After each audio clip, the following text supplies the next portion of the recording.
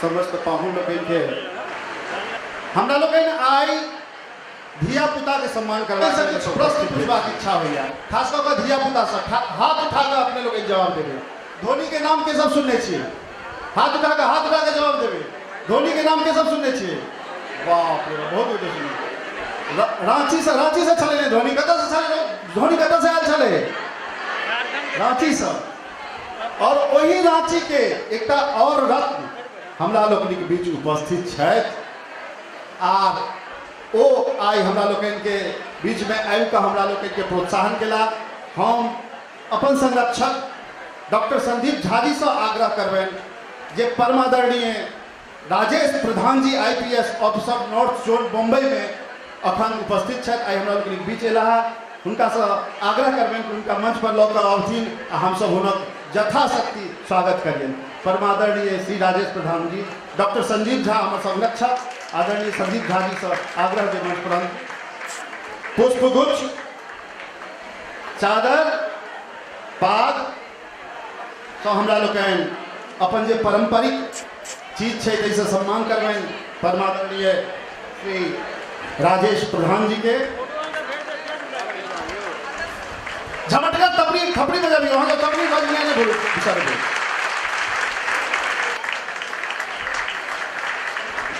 अतिरिक्त आयकर आयुक्त ACP,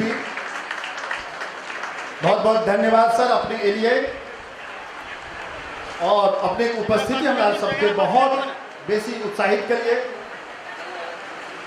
यही क्रम में हम चाहब कि सर अपने दू शब्द से हमरा सबके संबोधित करिए परमादरणीय श्री राजेश प्रधान। आज के इस सुंदर से कार्यक्रम में उपस्थित मैथिली समाज और बिहार के मेरे सभी भाइयों और बहनों, जिन्होंने मुझे इस कार्यक्रम में आने का न्योता दिया और एक मैं कहूँगा मौका दिया, वो आप सबके बीच आप सबके चहेते श्री संदीप झा जी, मंच पे उपस्थित सबसे पहले रो में बैठे हुए सभी सम्मानीय मैथिली समाज के हमारे सम्मानीय अतिथि, जिन्होंने मंच पे इतना बढ़िया पिछले 1 घंटे से 1.5 घंटे से सबका मनोरंजन किया। विशेष करके मैं उनका ज़रूर उल्लेख करना चाहूँगा, जिस तरीके से समन्वय के साथ उन्होंने, कोऑर्डिनेशन के साथ उन्होंने अच्छे अच्छे गानों से आपका मनोरंजन किया। उस पूरे टीम को भी मैं संबोधित करना चाहूँगा और साथ में उपस्थित मैथिली समाज बिहार और वहाँ से आकर के मुंबई में अच्छे अंकों से पास हुए या अपने अपने फील्ड में अच्छे काम या अच्छे रिजल्ट देने वाले सभी प्रतिभावान मेरे भाइयों बहनों और उपस्थित सज्जनों,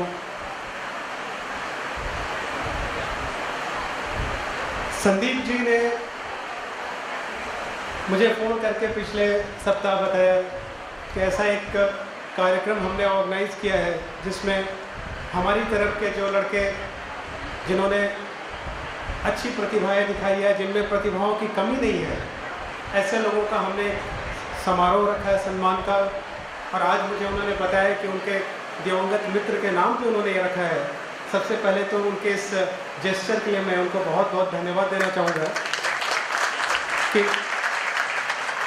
एक तो उन्होंने अपने दिवंगत मित्र को भी याद रखा और साथ में उनके नाम के साथ सारे बच्चों को भी जोड़ा जो आज नहीं कल अपने देश का भविष्य होने वाले हैं। उन्होंने कार्यक्रम के बारे में जब मुझे बताया तो मैं आपको थोड़ा बता दूं। नॉर्मली अमूमन मैं बहुत ज़्यादा कार्यक्रम में जाता नहीं, हर किसी का अपना एक नेचर होता है। मुझे लगता है कि आपको पता है कि जो अपने बिहार साइड के लोग होते हैं वो काम से मतलब और थोड़े शर्मीले भी होते हैं। हम में पंजाबियों में ये फ़र्क होता है, हम में गुजरातियों में ये फ़र्क होता है, हम में और मुंबई वालों में ये फ़र्क होता है। हमेशा हम कहते हैं बाकी सब ठीक है लेकिन प्रेजेंटेशन में मार खा जाते हैं। ये रोना या ये जो भी आप कह लो ये हमेशा रहता है। आप इंटरव्यू दे के आओ, सब हो गया, कहते हैं रिटर्न में तो बहुत अच्छा मार्क्स आया, इंटरव्यू में मार खा गए। तो ये जो प्रेजेंटेशन का पार्ट होता है ये हमेशा कहीं ना कहीं हम लोगों को ऐसा लगता है कि हम में कुछ कमियां हैं या दूसरों में कुछ ज़्यादा है, ये एक सोच बनी रहती है। मैं शुरुआत यहाँ से इसलिए करना चाहूँगा कि आज मैंने जैसे इन्होंने बताया मेरी वैसे मैं रहने वाला ओरिजिनली बक्सर का हूँ।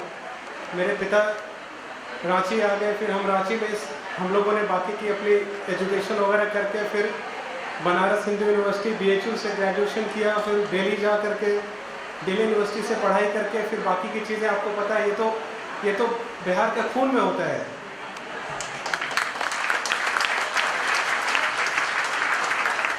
कि एक बार पटना स्टेशन से ट्रेन खुलती है तो दिल्ली जाके रुकती है और फिर दिल्ली से खुलती है तो कहाँ रुकती है उनको भी पता नहीं होता है।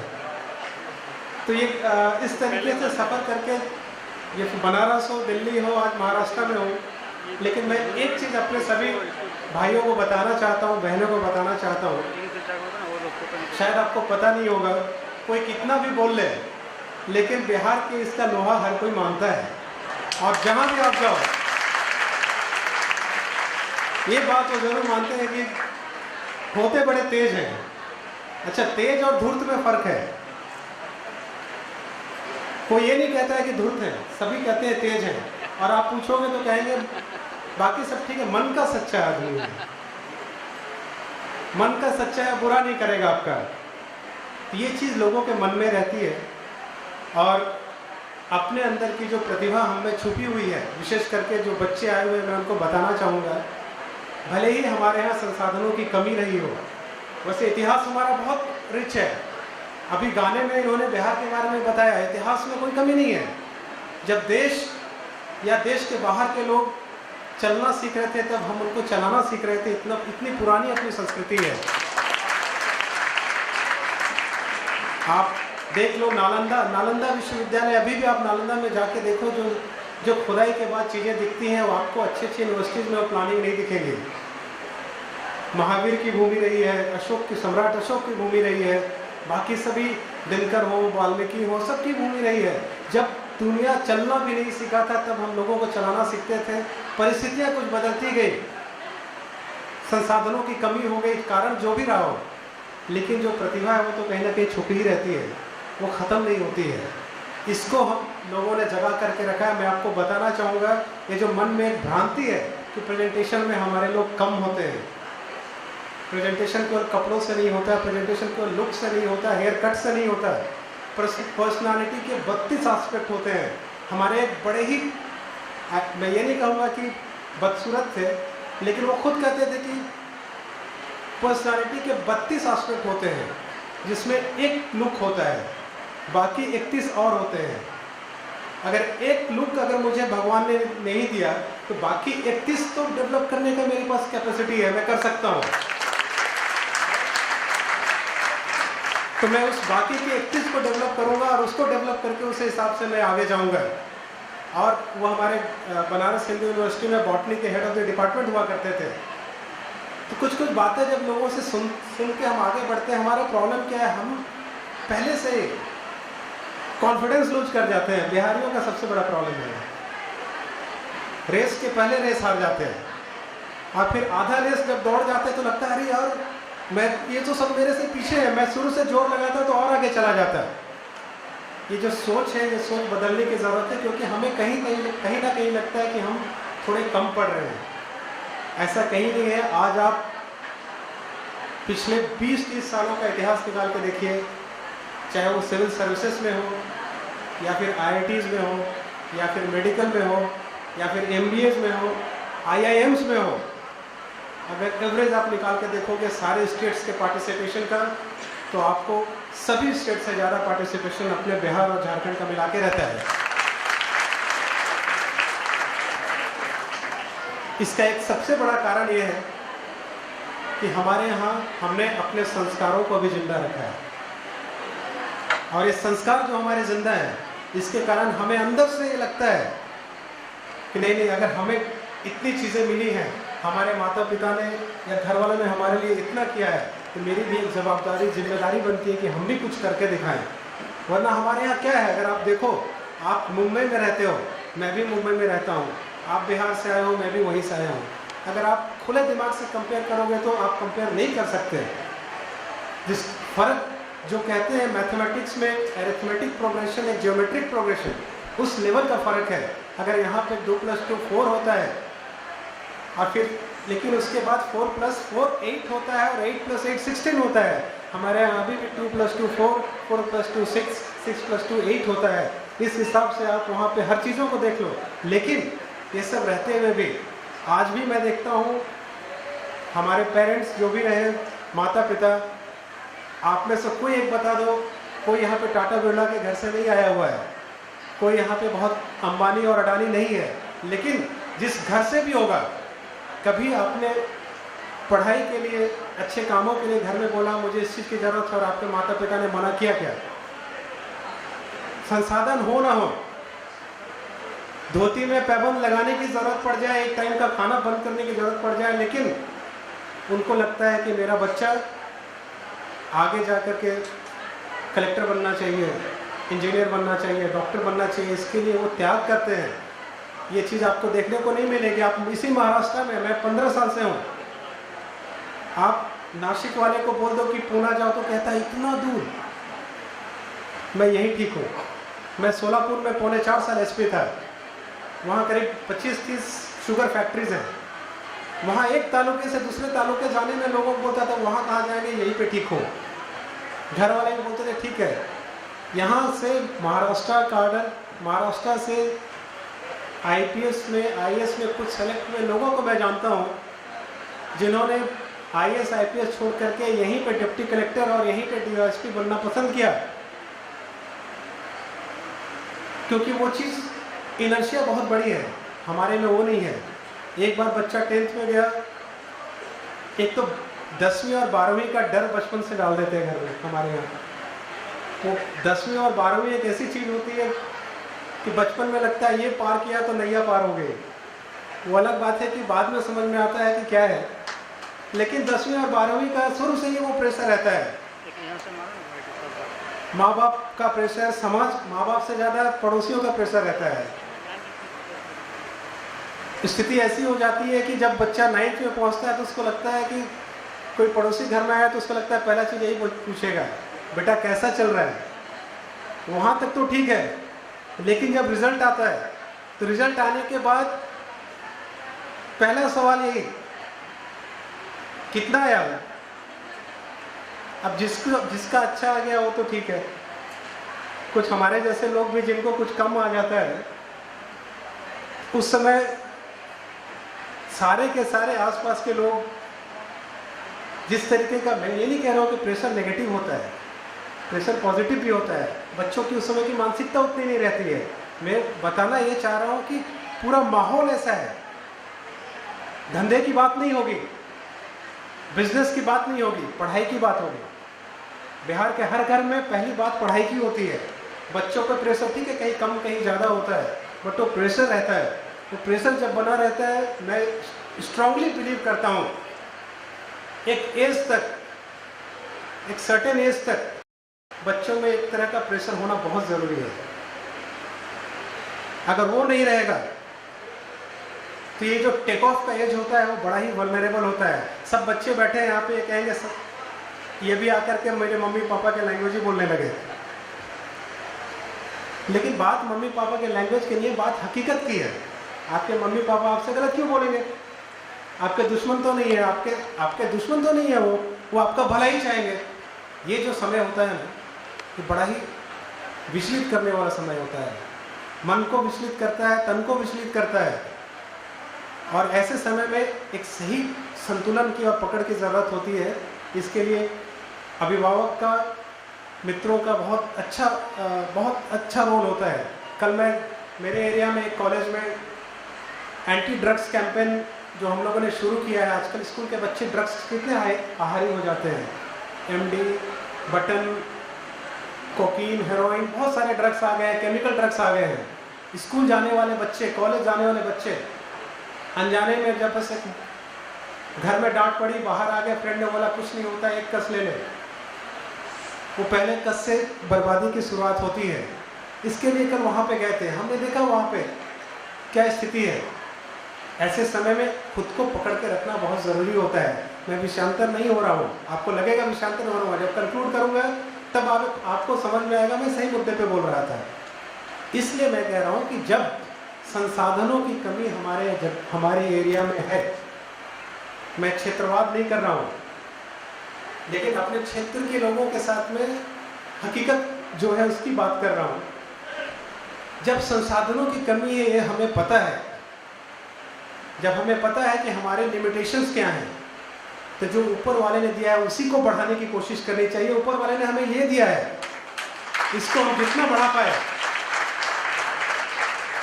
जितना आगे ले जा पाए, उतनी कोशिश करनी चाहिए। हर कमांड की जगह पे हम बैठे, किसी का शोषण करने के लिए नहीं, सबका भला करने के लिए। पर वहाँ बैठने वाला आदमी हम क्यों ना हो, दूसरा क्यों हो? हाँ, दूसरा मेरे से अच्छा है, बैठ जाए, अच्छी बात है, लेकिन मुझे भी पूरी कोशिश करनी है। वहाँ नहीं तो कहीं और बैठ जाऊँगा, लेकिन उस जगह आकर के बैठूँगा। ये सोच से अभी हमारे सभी यंग, तरुण, जवान जो हमारे मित्र बैठे हैं, उनसे मेरा अनुरोध है, ये सोच से आगे बढ़ो। ये जो है ये किसी से कम नहीं है। मैं हैरान हो जाओगे आप जब सब किसी की हिस्ट्री पढ़ोगे। स्ट्रगल जो होता है वो हर किसी के लाइफ में होता है। कोई एक आदमी बता दो जिसने स्ट्रगल नहीं किया। सचिन तेंदुलकर, बट जब उसको टेनिस एल्बो का प्रॉब्लम हुआ था, उस 3 महीने उसके साथ क्या गुजरी थी, आप जाके पूछो, कोई पूछता नहीं है। सबको लगता है उसका लाइफ में तो यार सब कुछ ठीक है। हर आदमी के लाइफ में एक समय होता है जब उसको बहुत मेहनत करनी पड़ती है। वो समय आपको चूज करना होता है। आप जीवन के शुरुआती समय में मेहनत करना चाहते हो या बाद में मेहनत करना चाहते हो। जिसने शुरुआती समय में मेहनत कर ली, बाद उसका अच्छा गुजरता है। जिसने शुरुआती समय में नहीं की, वो पूरी ज़िंदगी मेहनत करता रहता है। इसका अर्थ ये नहीं कि बाकी मेहनत नहीं करते। मेहनत सेटिस्फैक्शन के साथ करना और मेहनत मजबूरी में करना, दोनों में फ़र्क है। अगर आप शुरू के 20-25 सालों में आपने मेहनत कर लिया, तो बाद की मेहनत आपको जियोमेट्रिक प्रोग्रेशन में रिटर्न देगी। आपके एफर्ट्स को रिवॉर्ड मिलेगा। जिसने शुरू में नहीं किया, वो पूरी ज़िंदगी स्ट्रगल करता रहता है, पूरी ज़िंदगी मेहनत करता रहता है और पूरी ज़िंदगी नेगेटिविटी से भरा रहता है। इसलिए मैं सबको कहता हूँ, ये जो समय है ये बड़ा डिफिकल्ट टाइम होता है।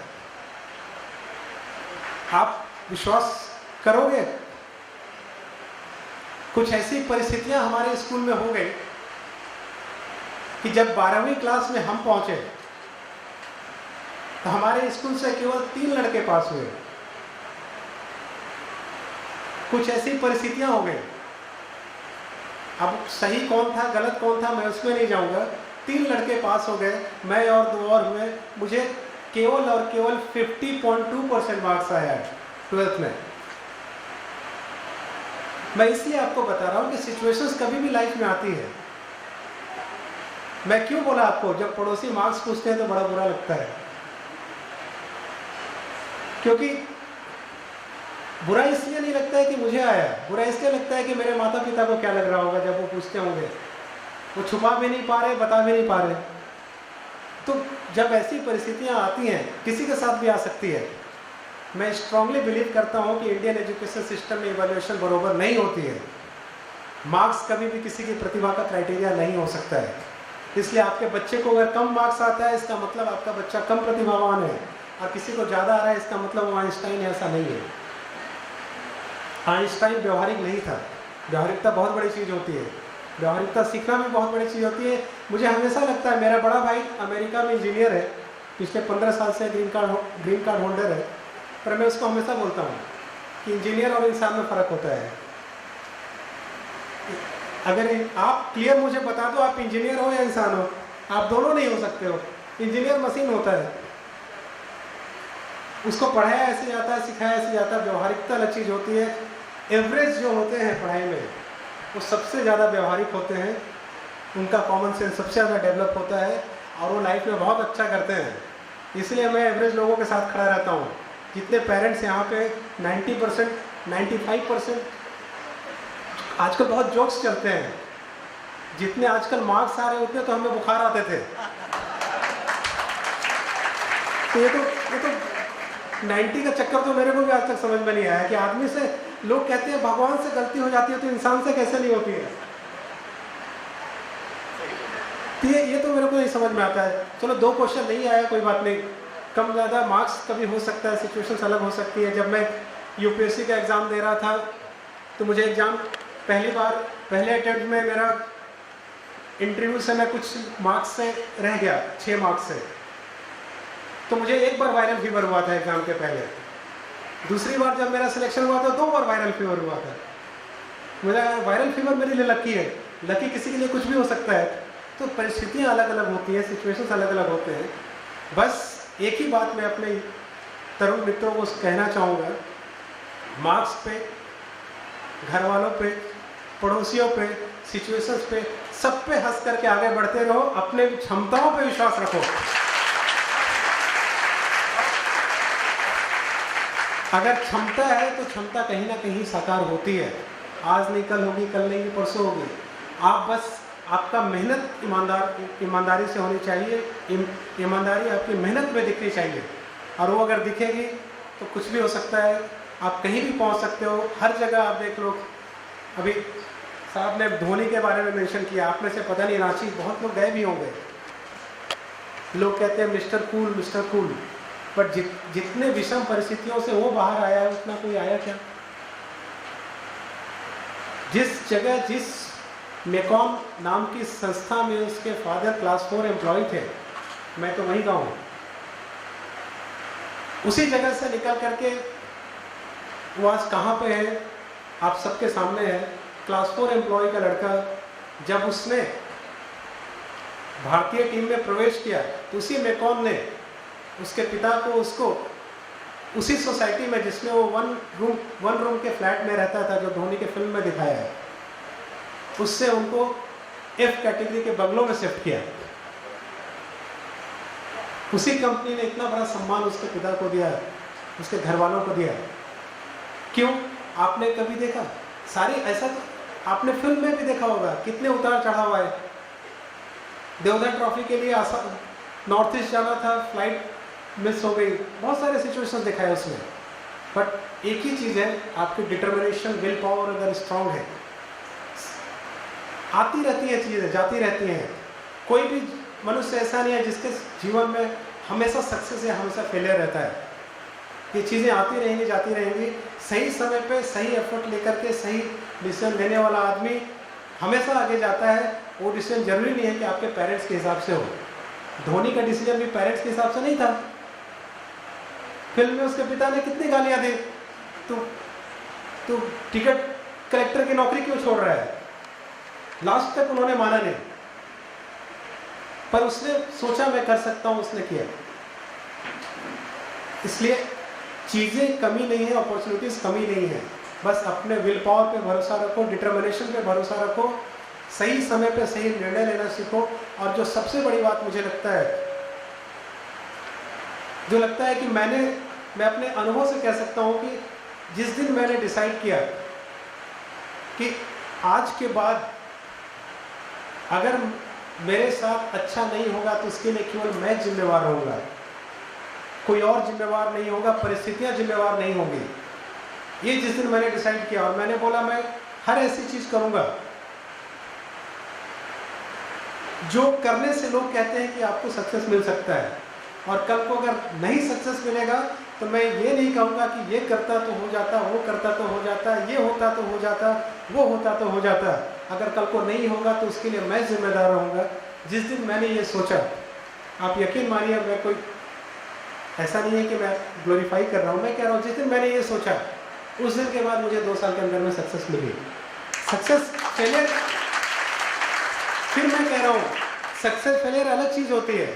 ऐसा नहीं है कि जो आईपीएस नहीं बना वो आदमी नहीं है। मेरे साथ पढ़े हुए बहुत सारे मेरे से ज़्यादा होनहार मेरे मित्र जिनका सिलेक्शन नहीं हुआ वो मेरे से बहुत अच्छा कर रहे हैं। एंड यहाँ पे नहीं है, बट मैं कह रहा हूँ अगर एफर्ट सही है, प्रतिभा है आप में, बहाने बनाने के, एक्सक्यूजेस देने की आप में टेंडेंसी ख़त्म हो गई, आपने जिम्मेदारी से सोचना शुरू कर दिया, कहीं ना कहीं तो आप जाओगे। कोई एक जगह थोड़ी होती है, हज़ारों अपॉर्चुनिटीज़ हैं। लोग तो मिट्टी का सोना बना देते हैं, बाकी संदीप जी ने भी मिट्टी का सोना बनाया है। तो अपॉर्चुनिटीज भरी पड़ी है, बट अपने इस पे भरोसा रखना, विल पावर डेवलप करना, जरूरत पड़े तो घर वालों को भी ये कर देना कि अभी आप गलत बोल रहे हो, साइड में बैठो, मुझे करने दो, कल को बुरा होगा तो मैं हूं, मैं देख लूंगा। और लाइफ में कभी भी ये कर लेता तो हो जाता है, अरे पापा बीच में आड़े आ गए, पापा मान जाते तो हो जाता, मम्मी रोने लगी, नहीं रोती तो हो जाता है, कुछ नहीं होता है। मैंने सोचा मुझे करना है, मुझे आगे जाना है, मुझे अपने सोच पे भरोसा है, मुझे अपने डिसीजन पे भरोसा है, अपने डिसीजन के लिए मैं जिम्मेदार हूँ, मैं जाऊँगा। ये जिम्मेदारी जिस दिन आएगी और आनी चाहिए, वो जिम्मेदारी अगर आ गई और अपने डिसीजन का मैं जिम्मेदार हूँ, मैं आगे जाना चाहता हूँ, मैं जाऊँगा, ये सोच करके, और अगर कल को नहीं हो पाया तो उसकी जिम्मेदार मैं रहूँगा, मैं देखूँगा, ये सोच से अगर आप आगे जाओगे कुछ भी असंभव नहीं है। आप अलीबाबा एक बहुत बड़ी कंपनी है, अलीबाबा, आप उस गूगल करके उसके मालिक का फोटो देख लेना, आपको खुद लग जाएगा अगर वो कर सकता है तो मैं क्यों नहीं कर सकता। लाल बहादुर शास्त्री जी को याद कर लेना, मैं तो उनके घर भी जाके आया हूँ बनारस में, रामनगर में उनका घर है। जब वो वहाँ तक पहुँच सकते हैं तो मैं क्यों नहीं पहुँच सकता। जब ऑटिज्म से ग्रस्त, ऑटिज्म बीमारी पता है, बीमारी नहीं है, इससे डेफिशिएंसी, इट्स नॉट डिजीज, इससे डेफिशिएंसी। ऑटिज्म से ग्रस्त एप्पल का मालिक बेचारा जो मर गया, स्टीव जॉब्स, जब एप्पल इतने बड़े कंपनी का मालिक हो सकता है। अल्बर्ट आइंस्टाइन ऑटिज्म से ग्रस्त था, अगर वो इतनी बड़ी थ्योरी दे सकता है, लिमिटेशंस क्या है? लिमिटेशन कुछ नहीं होती है, ये सब माइंड में होती है। बहाने बनाने के सारे तरीके होते हैं। अगर आपने डिसाइड किया लाइफ में कुछ असंभव नहीं है, मैं इसलिए हमेशा अपने माता पिता को धन्यवाद देता हूँ कि उन्होंने कभी मुझे रोकने की कोशिश नहीं की। बोला ये करना है ठीक है जाओ, ये करना है ठीक है जाओ। पापा मेरे बहुत गुस्से वाले हैं, मैंने बहुत पिटाई खाई है बचपन में, लेकिन आज मैं उनको धन्यवाद देता हूँ कि शायद सही समय पे सही, देखो एक तो हमारी टेंडेंसी होती है कि माँ बाप में कमियाँ ढूंढते हैं यार, वो हर आदमी में, लोग भगवान में कमियां ढूंढ लेते हैं, आपके पिताजी तो इंसान है, कुछ तो कमी रहेगी ना। अब उनकी कमियों पे ही हम जोर दे करके अच्छाइयों को भूल जाएं तो ये अच्छी बात नहीं है। संस्कार तो हमारे कहीं वहीं से आते हैं। आपको क्या लगता है, अगर संदीप जी यहाँ पे बैठे हैं तो अकेले उनका है क्या? संदीप जी के जैसे, मेरे जैसे करोड़ों लोग घूम रहे हैं। कहीं ना कहीं तो हमारे पुरखों का और हमारे घर के लोगों का, माता पिता का आशीर्वाद कहीं ना कहीं तो कुछ तो है, कुछ तो है, तब तो है। ये तो उसी खानदान का मैं हूँ, उसी खानदान का कोई और है, वो क्यों नहीं आगे गया? जीन्स तो सेम है, अगर जीन्स पे जाओगे तो जीन्स तो सेम है, कहीं तो कुछ आया। तो ये चीज़ों को भी भूलना नहीं चाहिए। संस्कार बहुत बड़ी चीज़ होती है। अपने बुजुर्गों का आशीर्वाद बहुत बड़ी चीज़ होती है, माता पिता का आशीर्वाद बहुत बड़ा चीज़ होता है। इन सबको लेकर के जब आपको पता नहीं रहता है, आप जब कष्ट में रहते हो वो वहाँ पे क्या क्या करते रहते हैं। मैं जब यूपीएससी का इंटरव्यू दे रहा था तो मेरे पिता वो छिन्नमस्तिका मंदिर रामगढ़ के पास है ना, रजरप्पा में है। आप में से कितने लोग गए हैं मुझे पता नहीं। जब मैं इंटरव्यू में था तो मेरे पिता दिन भर उस मंदिर सुबह से शाम तक। अब मैं बोल दूं कि मैं ही बहुत बड़ा तोप था, मेरे से हो गया, कहीं ना कहीं उनके भी चीज़ है जिनके कारण ऐसा है। इन चीज़ों को समझ के, इन चीज़ों को साथ में लेकर के चलने की ज़रूरत है। मैंने आपको बहुत समय लिया, मुझे चूँकि पहली बार मुझे ऐसा ऑडियंस मिला, मैं अक्सर जाके बोलता रहता हूँ, चूँकि पहली बार मुझे अपने तरफ के लोग मिले। मुझे लगा अगर मेरे 2 शब्द से आपको कुछ फ़ायदा हो सके, विशेष करके जो सारे यंग हमारे फ्रेंड्स बैठे हुए हैं, इसलिए मैंने ये बातें बताई। कोई कमियां नहीं है, कॉन्फिडेंस लूज करने की ज़रूरत नहीं। आप आमने सामने बैठोगे आपको समझ में आ जाएगा, कॉन्फिडेंस की कोई कमी रखने की ज़रूरत नहीं। कॉन्फिडेंट रह करके आगे जाओ। लाइफ में किसी चीज़ को मन से नहीं लेने का, दिल से नहीं लेने का। ये नहीं हुआ तो लाइफ ख़त्म। बहुत ऐसे नालायक बच्चे हैं, ये नहीं हो गया तो फिर वो अगले दिन वो घर से भाग जाता है, कोई फांसी लगा लेता है, कोई कुछ कर लेता है। उससे कमज़ोर आदमी तो मैंने दुनिया में नहीं देखा। अरे कीड़े मकोड़े भी जीने के लिए तड़फड़ाते हैं, आपको तो इंसान की ज़िंदगी मिली है, उसको क्यों ख़त्म कर रहे हो? अगर आए हो यहाँ पे तो दाना पानी कहीं तो लिखा होगा, भूखे तो मरोगे नहीं। मैंने तो एक आदमी नहीं देखा ऐसे भूखा मरते हुए, कहीं ना कहीं से जुगाड़ हो ही जाता है। तो ये भी जो कुछ तरह के लोग होते हैं ना कि अब आईआईटी में नहीं हुआ तो अब कैसे मुंह दिखाऊंगा, ये चक्कर से भी बाहर आने की ज़रूरत है। कुछ फर्क नहीं पड़ता है, कोई फर्क नहीं पड़ता है, अभी नहीं कभी नहीं। मेरा मेडिकल में नहीं हुआ, मैंने बहुत दिया। पापा की इच्छा थी कि बेटा डॉक्टर बने, मैं नहीं हुआ, क्या कर सकता हूँ। लेकिन मेरा नहीं हुआ इसलिए मेरे पिता ने कभी डांटा नहीं मुझे, और बोला ठीक है तुमको क्या करना है करो। ऐसे बहुत गुस्से वाले थे, पर पता नहीं क्यों नहीं हुआ उसमें नहीं डांटा उन्होंने। शायद उनको लगता होगा कि कोशिश किया नहीं हुआ, जो भी होगा, या वो इतने समझदार थे कि उनको पता था इस समय नहीं डांटना चाहिए। फिर आगे उन्होंने बोला, मैं बोला आप चिंता मत करो, मैं डॉक्टर नहीं बना, कहीं और चला जाऊंगा, हो सकता है मेरे साथ बहुत सारे डॉक्टर होंगे। अभी जितने डॉक्टर मुझे दोस्त मिलते हैं ना, मैं उनको बोलता हूँ तूने मेरा सीट खाया इसलिए मेरा नहीं हुआ मेडिकल में। तो ठीक है, आज पुलिस में बहुत सारे हमारे हॉस्पिटल है तो उसमें डॉक्टर्स होते हैं।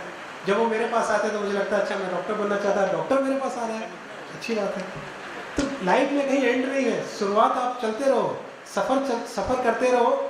जहाँ सराय मिले रुक जाओ, थोड़ा आराम कर लो, देख लो सराय ठीक है, आगे निकलो, आगे बढ़ते जाओ, कहीं ना कहीं तो रास्ता में आएगा, कोई ना कोई तो मंजिल मिलेगी। इसलिए मेरा आप सबसे अनुरोध है यंग बच्चों से, लीडर बनो। लाल बहादुर शास्त्री लीडर बने, जैसे बाकी लीडर बने, नाम लेने की जरूरत नहीं है, लीडर बनो। सोचो गलत हो गया पीछे छोड़ो, आगे बढ़ो। धोनी को बैटिंग करते देखा है कभी?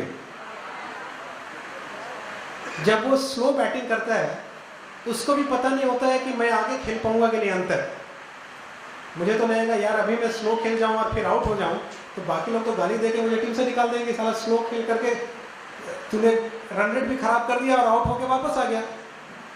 लेकिन स्ट्रेटजी बनाई उसने, 10 में से 8 बार सक्सेसफुल हुआ, 2 बार नहीं हुआ, पर 8 बार तो हुआ। बट कुछ सोचा अलग तब तो हुआ। ये कॉन्फिडेंस से आता है, ये कॉन्फिडेंस बना के रखो, बाकी किसी चीज़ की जरूरत नहीं है। प्रतिभा की तो कमी बिहार में है ही नहीं, इसकी तो कमी है ही नहीं, इसी का तो खाते हैं हम, खाते और किस चीज़ का है। तो ये जब है तो बस कॉन्फिडेंस रखो, हिम्मत रखो, नथिंग इज इम्पॉसिबल। मैंने खुद देखा है, मेरे सारे मित्र जिनका मेरे साथ नहीं हुआ वो सब आज जाके दिल्ली में जितने यूपीएससी के अच्छे कोचिंग चलते हैं ना, सब मेरे दोस्त हैं, आधे बिहार के हैं, सब मेरे दोस्त हैं, कर रहे हैं आज, अच्छा कर रहे हैं। इसलिए आप सबको बस यही बात कहते हुए कि अपना जो विरासत है, अपनी विरासत को याद रखो, अपनी संस्कृति को याद रखो। और उसको याद रखते हुए कॉन्फिडेंस बना करके आगे बढ़ते रहो। बाकी ऊपर वाला मालिक है। मैं समन्वय समिति के सभी लोगों को, बड़े सुंदर लग रहे हैं सभी, लाल लाल ड्रेस में एक जैसे यूनिफॉर्म पहन के रहने की। यूनिफॉर्म तो मुझे टाइम भी नहीं मिला चेंज करके आने का। मैं सुबह से गोरेगांव में था। मैं सोचा घर जाऊंगा और चेंज करके आऊँगा, तब तक मुझे फ़ोन आ गया माधव जी का, बोले आप अभी आ जाओ। मुझे लगा, अब इनके बातों से लगा कि आधे घंटे में ख़त्म होने वाला है, इसलिए मैं भाग के आ गया। तो मुझे चेंज करने का भी टाइम नहीं मिला। इन लोगों को भी यूनिफॉर्म में देख के बहुत अच्छा लगा। आप सब जो सामने बैठे हुए हैं, हमारे वरिष्ठ, आप सबको भी धन्यवाद देता हूँ कि आपने इतनी देर मुझे सुना। पीछे बैठे हुए हमारे सभी मित्र, हमारे सभी अग्रज, माता बहनें, भाई, सबको मैं धन्यवाद देता हूँ कि आपने मुझे सुना। और शब्द कुछ इधर उधर हो सकते हैं, भावनाओं को समझना चाहिए, वो आपने समझ लिया होगा। और आप सब ने मुझे बुलाया, इतना प्यार दिया, इसलिए मैं आप सबका ऋणी हूँ, शुक्रगुजार हूँ। और भविष्य में आप लोगों के लिए, आप लोगों के साथ कुछ ज़रूरत में आपके काम आ सकूं तो खुद को सौभाग्यशाली समझूंगा। मैं अपने दो शब्द समाप्त करता हूँ। धन्यवाद। बहुत बहुत धन्यवाद सर। और उत्सुकतावश सर ध्यान दें, उत्सुकतावश हमने आपका पहले स्वागत और पहले भाषण इसलिए करवाया क्योंकि हम भी बहुत व्याकुल थे आपको सुनने का। और आज जो बच्चे आए हैं उनको आपसे इंस्पिरेशन मिले, इसके लिए हमने आपका अभिनंदन करवाया, स्वागत करवाया और आपसे दो शब्द सुना। हमारे इस सभागार में बहुत रास और सम्माननीय व्यक्तित्व सब बैसल छथि, सब गोटे के स्वागत करवा के लिए आप स्वागत भाषण आप कराबै छी। पहले सर के सुनि लेलिए ना, क्योंकि बहुत उत्सुकता छला कि सर के सुनिए, ताहि दुआरे स्वागत भाषण के लिए हम आमंत्रित करै छियनि परमादरणीय प्रेमचंद झा जी के स्वागत भाषण करै।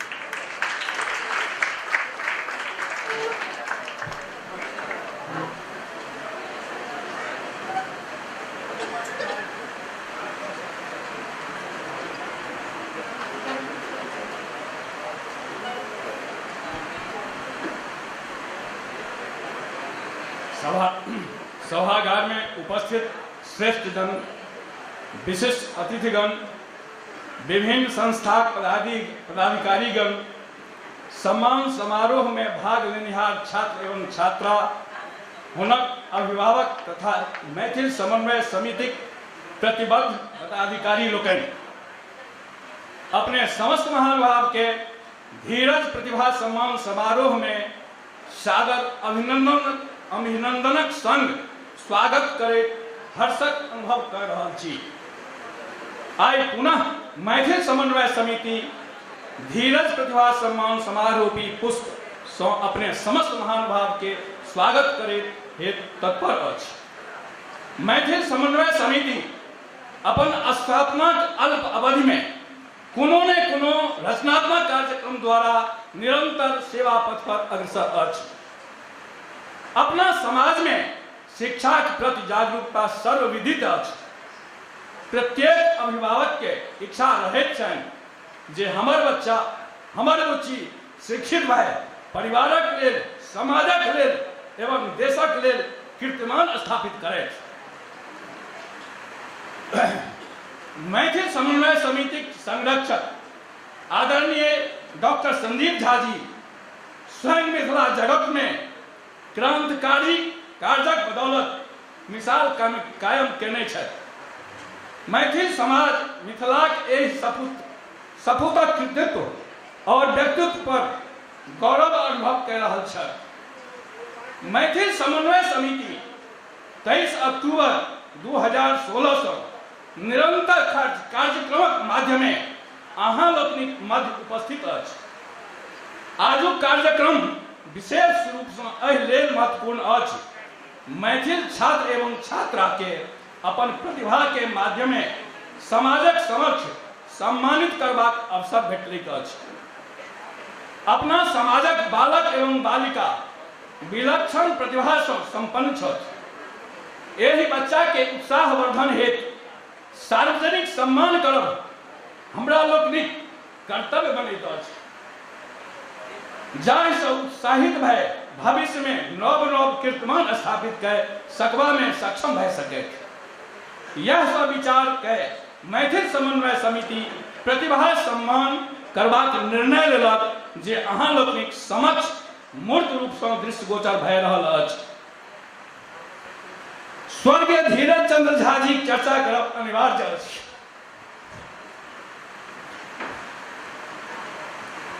हुनक परलोक गमन हमरा समाजक बहुत पैघ क्षति अछि जकरा पूर्ण नहीं कयल जा सकैत अछि।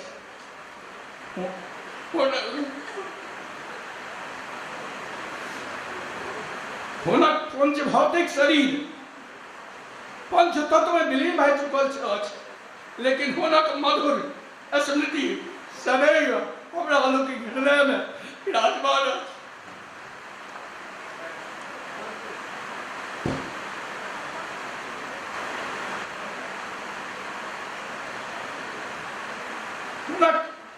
मधुर स्मृति सदैव हमरा लोकनिक हृदय में ओहिना अवस्थित अछि।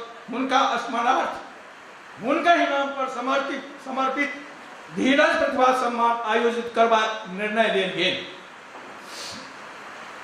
एहि समारोहक साक्षी बनबाक लेल अपने लोकन उपस्थित भय आह्लादित अछि। मैथिल समन्वय समिति सामाजिक संगठन के रूप में मैथिल समन्वय समिति निरंतर कार्यरत अछि। चाहे पिछला वर्ष वर वधु परिचय सम्मेलन हो, चाहे बिहारक मुख्यमंत्री श्री नीतीश कुमार जी के सार्वजनिक अभिनंदन समारोह हो, चाहे छात्र एवं छात्रा के सम्मानित करबाक प्रतिभा सम्मान हो, वा चाहे एहि वर्ष दिल्ली में आयोजित होमय जा रहल वर वधु परिचय सम्मेलनक आयोजनक तैयारी हो, मैथिल समन्वय समिति द्वारा जे किछु सामाजिक कार्य भऽ रहल अछि अहाँ लोकनिक सहयोग एवं समर्पण से भऽ रहल अछि। जाहि तरह हमरा लोकनि के उत्साह और सहयोग दे रहल छी एकर बखान करब असंभव अछि। आजुक एहि अवसर पर सम्मानित अतिथिगण के एवं उपस्थित श्रेष्ठजन के मैथिल समन्वय समिति द्वारा स्वागत करैत परम हर्षक अनुभव कऽ रहल छी। प्रतिभागी छात्र एवं छात्रा के आशीर्वाद ज्ञापित कह रहल छी जे अहाँ सदैव शिक्षा क्षेत्र में नित्य नव उपलब्धि प्राप्त करैत रही। प्रतिभागी छात्र एवं छात्रा अभिभावक के सेहो स्वागत करैत छी जे अपने लोकनि अपन संतति के सुखद भविष्यक निर्माण हेतु क्रियाशील छी।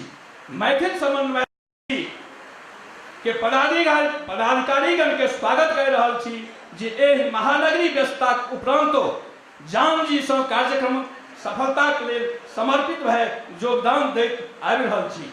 एहि शब्दक संग पुनः अपने लोगन के स्वागत करे हम अपन वाणी के विराम दे रहल छी। जय मिथिला, जय मैथिली, जय भारत।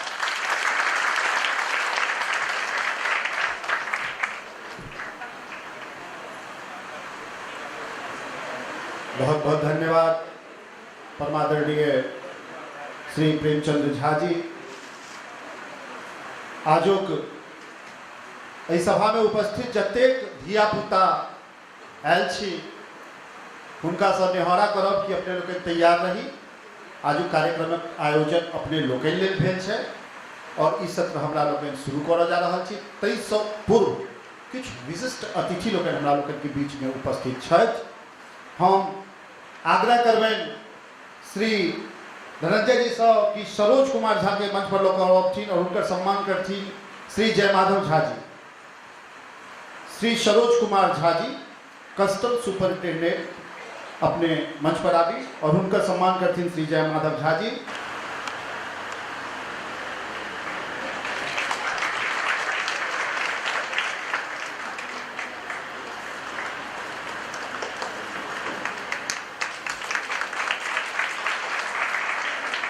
हम आग्रह करबे परमादरणीय श्री सरोज कुमार झा जी के कि अपन संक्षिप्त वक्तव्य से धिया पुता के आशीर्वाद देते।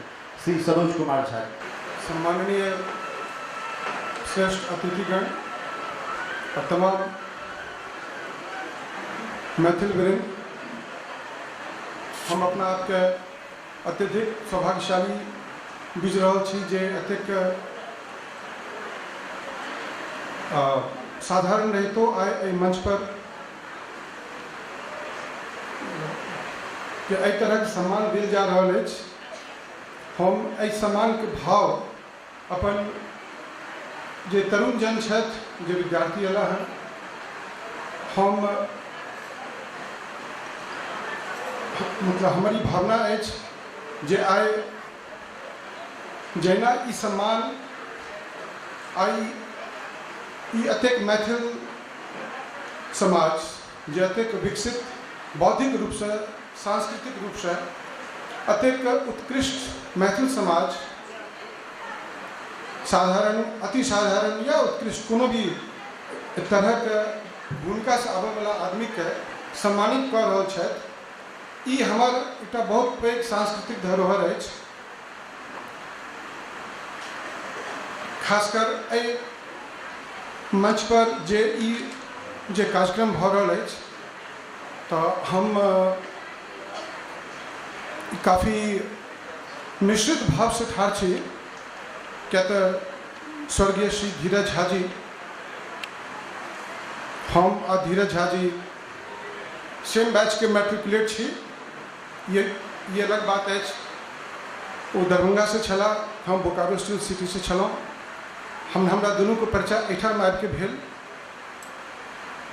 हम सब दुनू एक संग ज्वाइन केलहुँ, जे सर्विस में ज्वाइन केलहुँ, वो इनकम टैक्स ज्वाइन केला, हम कस्टम्स में ज्वाइन केने छलौं। सचमुच में वो महान प्रतिभाशाली व्यक्ति छला। ब्यूरोक्रेसी में जते कठिन काम रहे छे, जनसाधारण के बाहर से देखबा में लगे छे जे यदि सरकारी नौकरी भ गेल तो शायद आनंदे आनंद छे, लेकिन यथार्थ एकरा से काफ़ी परे छे। हम सब रह के ई सब चीज बुझ रहल छी जे कतेक ज़्यादा स्ट्रेस से जे परफॉर्मेंस एंजाइटी रहे छे ब्यूरोक्रेसी में, लोग ओकरा अपना अभिव्यक्ति द्वारा समाज के लोग के नहीं कहे छथि, क्या तो लोग के शायद विश्वास नहीं हेतनि। खासकर अपना सब समाज में अखनो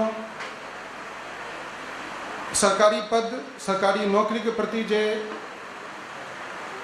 एकटा असीम चाहत छे, शायद ई तकर परिणाम छे हम अपन भावना के अभिव्यक्त नहीं कर सके छी। और ये अत्यंत तनावग्रस्त जीवन, चूँकि समाज के, राष्ट्र के अहाँ के ऊपर बहुत पैघ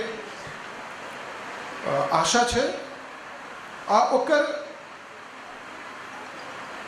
परिणाम स्वास्थ्य पर कोनो कोनो जे अत्यधिक परिश्रमशील व्यक्ति छथि हुनका पर पड़े छनि। ई तऽ केवल भेल जे अपन ब्यूरोक्रेटिक सर्कल में काम करऽ के जे समस्या छे। महान धीरज जी जहिना अपन डिपार्टमेंट में छला बहुत ही कॉम्पिटेंट, एक्सलेंट ऑफिसर, वो तहिना समाज में, सिर्फ मैथिल समाज में नहीं बल्कि हम कहब जे कि पूरा बिहारी समाज में जतेक ज़्यादा वो सामाजिक उत्थान के लिए वो अपना के शहीद कऽ देला। ई हमरा सब के लिए बहुत पैघ जे छे प्रेरणा के बात अछि। और हम सब आज हुनका से प्रेरणा ली। हुनकर पंचभौतिक शरीर के अवसान भ गेलन, लेकिन ओ सब हमरा बीच छथि, एहिठाम उपस्थित सब में छथि। और वह उनके महानता से जिस प्रेरणा लैत आए जे 10वीं और 12वीं परीक्षा में जे नीक नंबर से उत्तीर्ण भेला हन छात्र छात्रागण, हुनका सबके सम्मान देल जा रहल अछि। ई काफ़ी गर्व के बात अछि। संगे हम मैथिल समन्वय समिति के बहुत आभारी छी जे ओ सब अतेक मुंबई नगरी के व्यस्त जीवन के बीच अत्यंत नीक समय निकाल के और एक तरह के आयोजन कला है। हम व्यक्तिगत रूप से मैथिल समाज के तरह से और पूरा बिहार समाज के तरफ से हुनका सबके बहुत आभारी हैं और हमें शुभकामना जे एहि समिति के माध्यम से जे भी कुछ कार्य हुए वो एना दिन दुगुना रात चौगुना वर्धन को अग्रसर रहे। धन्यवाद।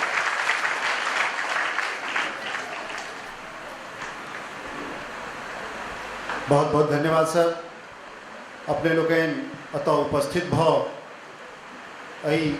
कार्यक्रम के शोभा बढ़ेलिए। एहि क्रम में आई तो हमरा लोग के बीच बहुत सम्माननीय अतिथि लोग उपस्थित छथि, गार्जियन लोग उपस्थित छथि।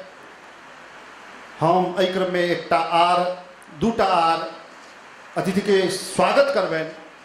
श्री चंदा मिश्र जी के हम चांद मिश्र जी के हम आमंत्रित करबें कि अपने मंच पर अबिए और श्री प्रेमचंद्र झा जी का सौ आग्रह जो हुनक स्वागत करी।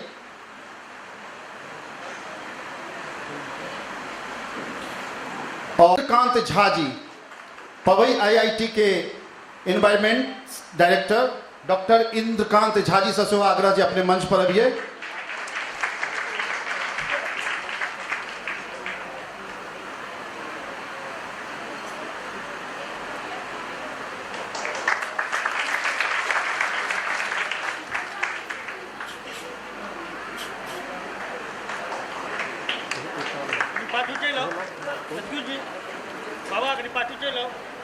श्री राजकुमार झा जी से आग्रह जे डॉक्टर इंद्रकांत झा जी के स्वागत करिए। श्री राजकुमार झा जी।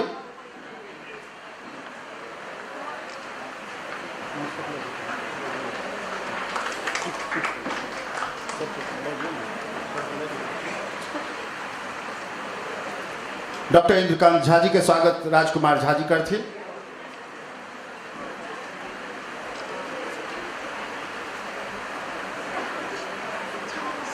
धिया पुता सब रेडी छे? हाथ उठा के कहो हिप हिप रेडी छी ने? हाँ सब जोर से कहियो रेडी छी ने? Very good.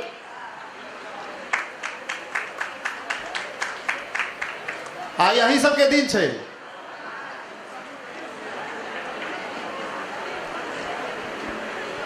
एक क्रम में